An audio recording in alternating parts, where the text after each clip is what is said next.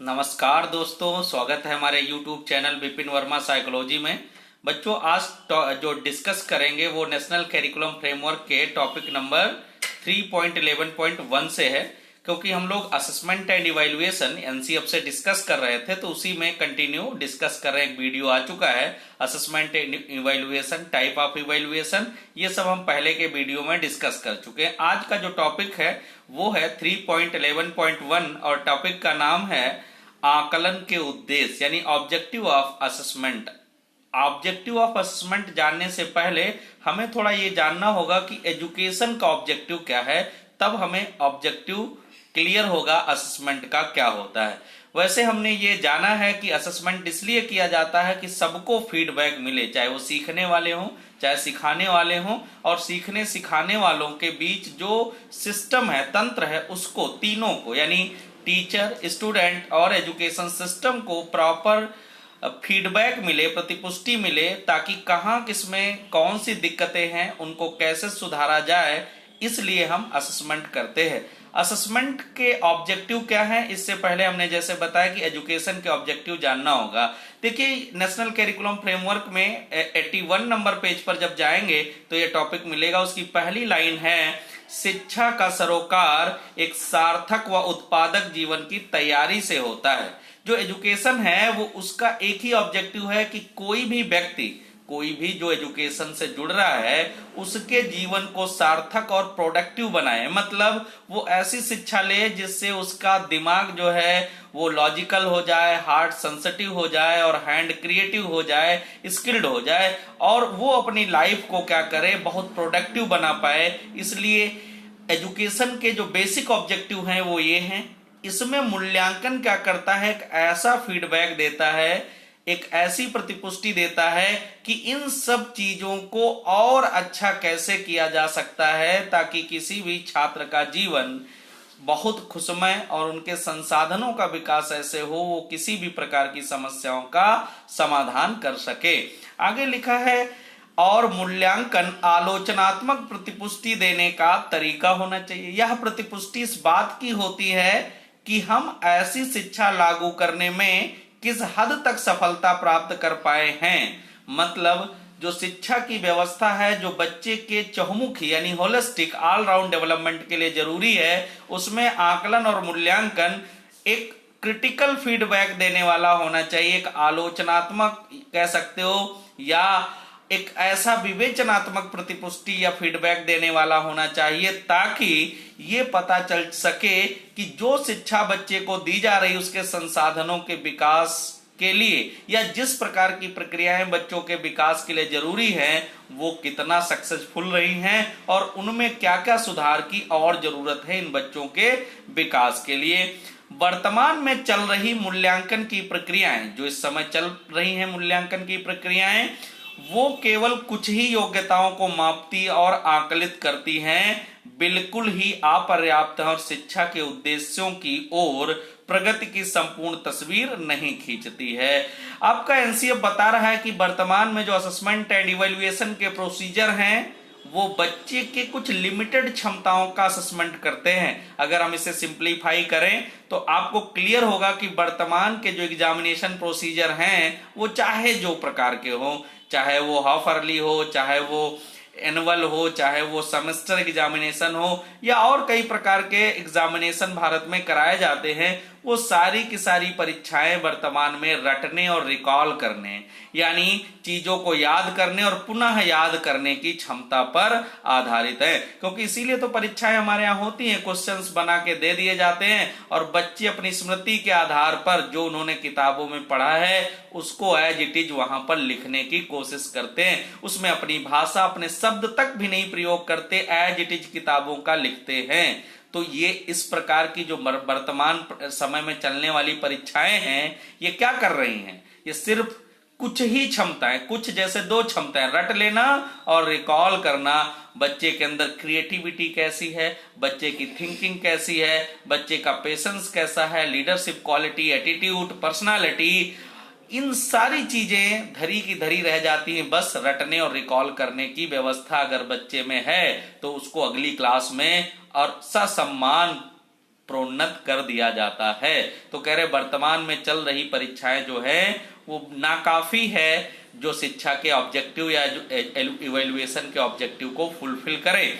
आगे लिखा है लेकिन मूल्यांकन का यह सीमित प्रयोजन, ये जो लिमिटेड इवैल्यूएशन प्रोसीजर है, भी अकादमिक और शैक्षिक विकास पर प्रतिपुष्टि देने वाला तभी बन सकता है। यानी ये जो सीमित असेसमेंट चल रहा है वर्तमान में, जो ये गला काट प्रतियोगिता वाली परीक्षाएं चल रही हैं, ये भी क्या है, तब तक एक वैल्यूएबल फीडबैक दे पाएंगी जब शिक्षक पढ़ाने से पहले ही न केवल आकलन के तरीकों की तैयारी करे बल्कि मूल्यांकन के मानकों और उनमें प्रयुक्त होने वाले औजारों की भी तैयारी करें। क्योंकि हमारे यहाँ जो टीचर ट्रेनिंग प्रोसीजर्स हैं, उनमें टीचर्स को असेसमेंट प्रोसीजर्स के बारे में, इवैल्यूएशन प्रोसीजर्स के बारे में उतनी अच्छी ट्रेनिंग नहीं मिलती जितनी आज जरूरत है। क्यों?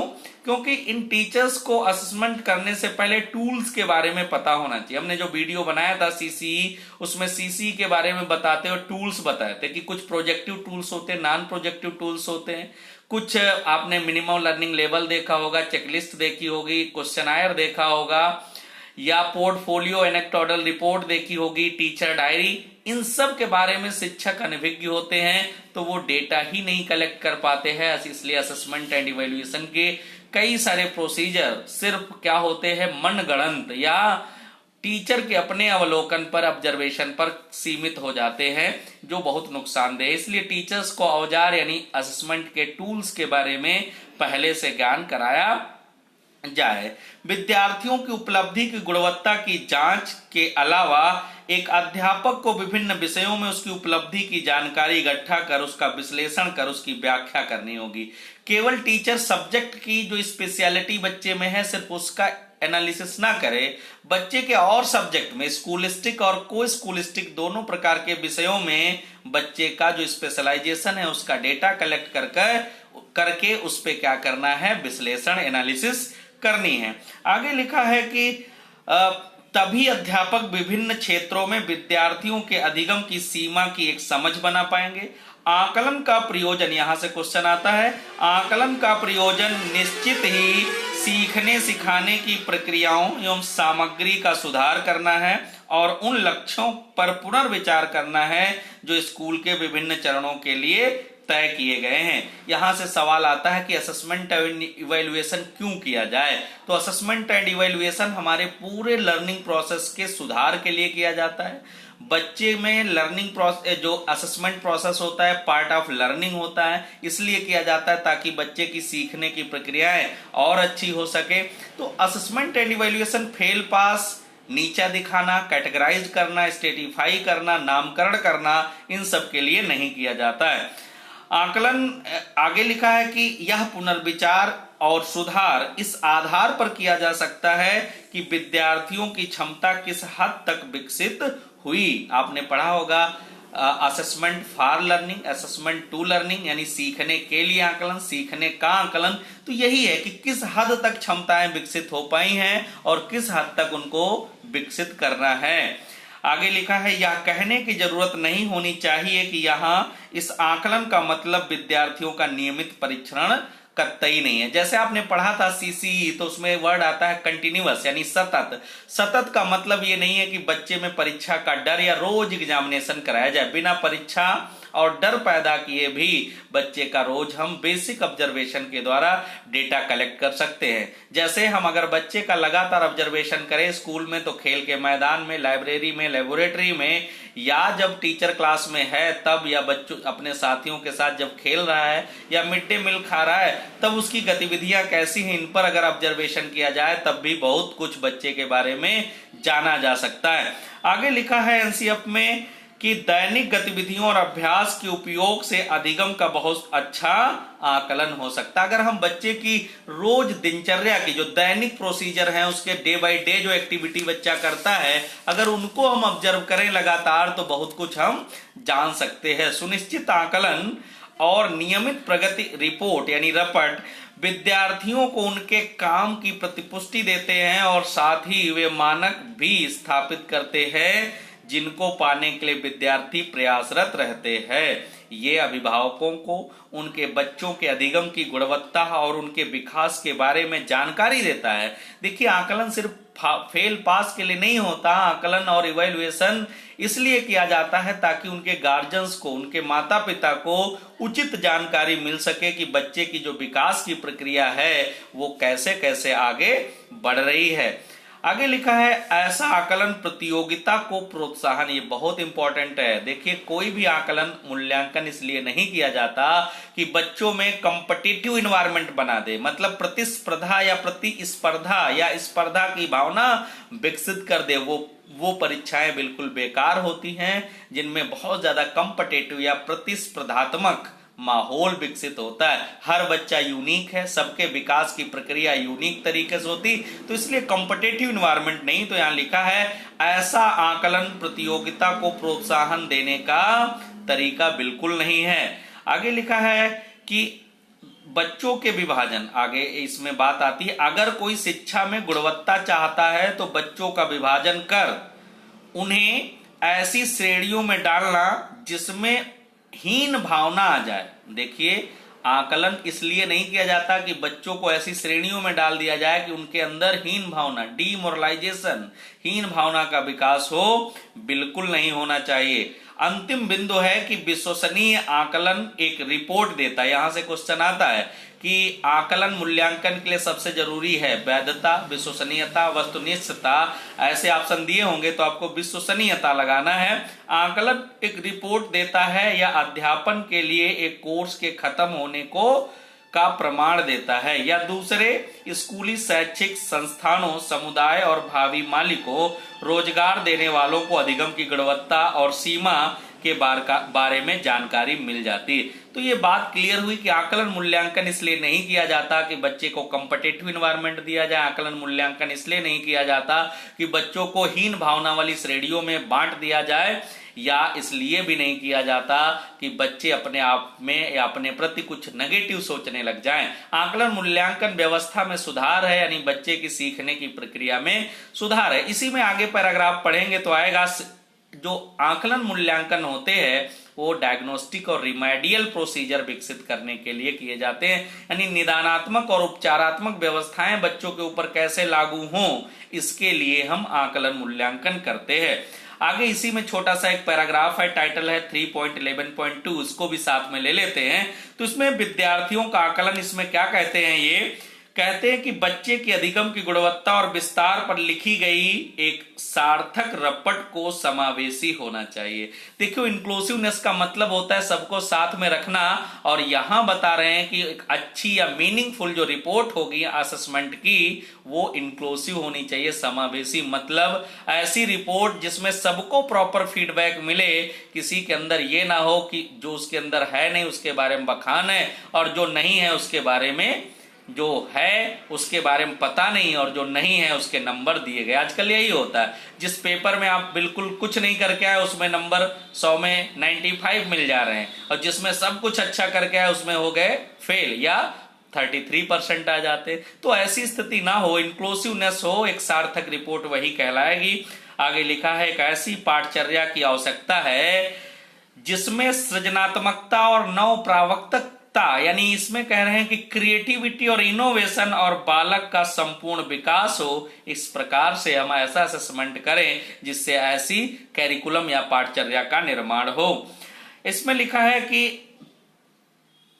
बालक का संपूर्ण विकास हो, तो ऐसे में पाठ्यपुस्तक आधारित अधिगम और रटे हुए तथ्यों को जांचने वाले परीक्षण दोनों ही बेकार हैं। हमें मूल्यांकन और प्रतिपुष्टि को पुनः परिभाषित करने की जरूरत है। कह रहे हैं कि आकलन मूल्यांकन सिर्फ रटी चीजों को या पाठ्यपुस्तकों तक सीमित जो बच्चे का ज्ञान है वहां तक ही आकलन नहीं होना चाहिए। अगर ऐसा आकलन मूल्यांकन है रटने वाला है या रट कर याद करके पुनः रिकॉल करके लिखने वाला है, तो वो सार्थक मूल्यांकन नहीं है। विशिष्ट विषयों में विद्यार्थियों की उपलब्धि का बड़े आराम से परीक्षण हो जाता है। इसके अलावा हमें आकलन के सीखने के प्रति अभिवृत्ति, रुचि और स्वयं सीखने की क्षमता को भी शामिल करना होगा। असेसमेंट में बात आती है कि हम इस प्रकार के असेसमेंट के प्रोसीजर को लागू करें जिसमें ऐसी व्यवस्था विकसित हो जो बच्चे के अंदर स्कूलिस्टिक स्किल के साथ साथ को स्कूलिस्टिक स्किल को इनहेंस करने वाली, जैसे उसकी ड्राइंग की है, लीडरशिप क्वालिटी है, ईमानदारी है, या कुछ नया सोचने नया करने की क्षमता है, उसको भी विकसित करे, उसको भी प्रोत्साहित करे।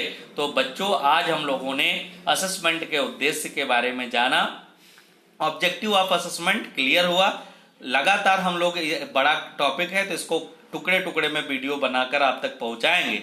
वीडियो को देख करके लाइक सब्सक्राइब तो करते ही हो, कमेंट भी किया करो आपको अनुभव कैसे लगे। बाकी अगर कोई कंफ्यूजन है तो हमारे ईमेल आईडी रहता है डिस्क्रिप्शन बॉक्स में, उसमें आप लिखकर हमें भेज सकते हो। कोई क्वेश्चन कंफ्यूजन में आता है तो टेलीग्राम चैनल है विपिन वर्मा साइकोलॉजी, उससे जुड़ सकते हो। वहां पर हमें आप फॉलो करके डिफरेंट टाइप के जो डिस्कशन है, कंफ्यूजन्स हैं, वो भी क्लियर कर सकते हो। किसी प्रकार के नोट्स की जरूरत है तो वहां से मिल सकते हैं आपको, जो टेलीग्राम चैनल है विपिन वर्मा साइकोलॉजी। तो बहुत बहुत धन्यवाद बच्चों, आज के लिए इतना ही।